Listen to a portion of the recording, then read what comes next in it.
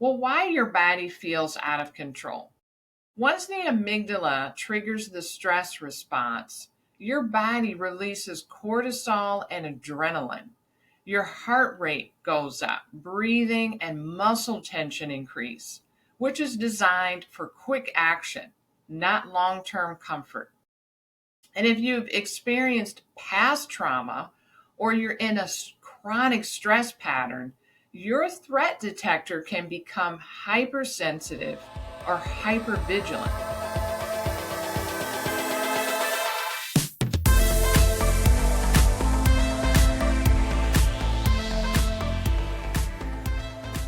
If you've ever tried to talk yourself out of anxiety and it didn't work, there's a reason for that. Your brain wasn't designed to listen to logic in a stress state. Today, I'm going to share 3 neuroscience-backed strategies that calm anxiety at the source so your nervous system can shift from chaos to calm in minutes. I'm Heather Hewett, double board certified naturopath, clinical nutritionist, and somatic trauma therapy certified. I've seen firsthand how understanding the brain's wiring changes the way that we can heal from anxiety. Well, in this episode, we're going to cover what's really happening in your brain during anxiety, why your body feels out of control, even when your mind wants to calm down. I'm going to give 3 science backed tools that you can start using today to bring your nervous system back into balance and to regulate yourself.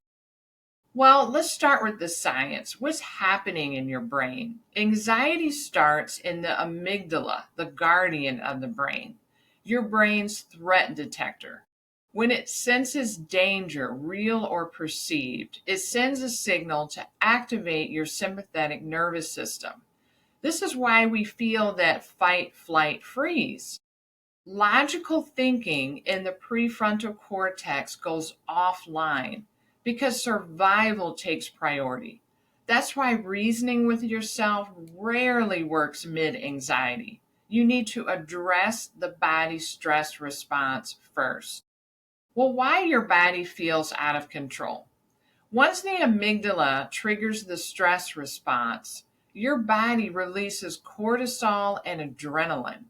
Your heart rate goes up, breathing and muscle tension increase, which is designed for quick action, not long term comfort.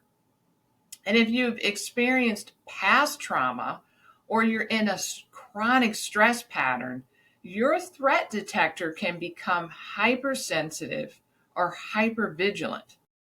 You're reacting to everyday situations as if they were life or death. The key is teaching your nervous system these safety cues so the brain learns it's okay to stand down. So think about it. If we were trying to reason in a logical way to ourselves or someone else who's in a mid anxiety crisis, I liken it to we're in a classroom, we're learning a foreign language, and a bear comes into the classroom. Are you going to be able to sit there and focus and use that logical part of the brain to learn the language? Of course not. You're going to go into that flight, fright, fight mode and possible freeze mode. That's what happens if we try to logically help ourselves through anxiety or someone else.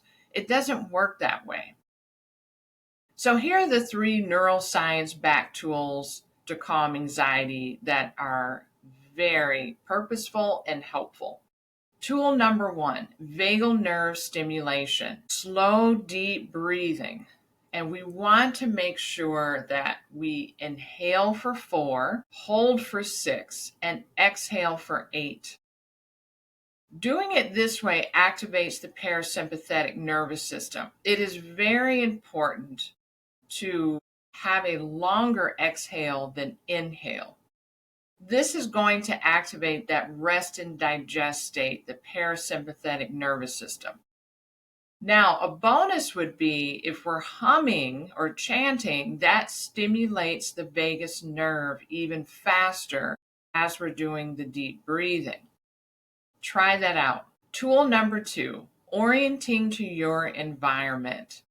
Pause and turn your head slowly and scan the room. Name 5 things that you see. This tells your brain we're safe right now, and it pulls you out of that fright, flight, fight reaction. It pulls you out of that tunnel vision that you feel like you're having. Tool number 3, this is my favorite of the 3, is the havening or self-soothing touch. Rubbing your arms from your shoulders to your elbows in a slow rhythmic motion for 1 to 3 minutes reduces the amygdala activity. The touch sends calming signals to the brain, lowering cortisol. Have you ever experienced when you were really upset or you saw someone else who was really upset? They put their hand on your shoulder, they put their hand on your back, or touched your arm. How did it make you feel? Well, you're doing that same thing to yourself, and you're sending those signals to your amygdala that you're safe and you're okay. It's also very calming because your brain is going to release neurochemicals that are calming to you too.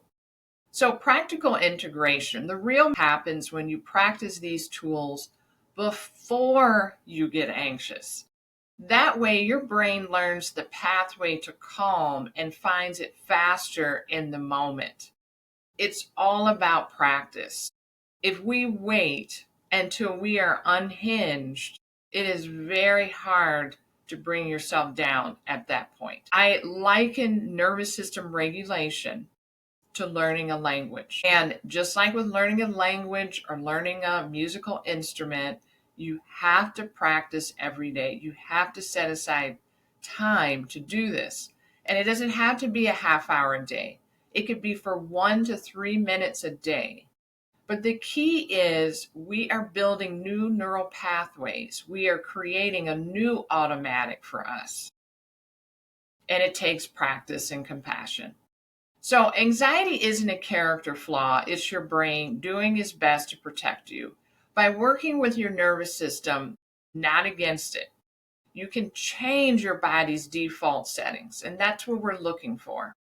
And if you found this helpful, subscribe for more science-based tools to regulate your emotions and build resilience.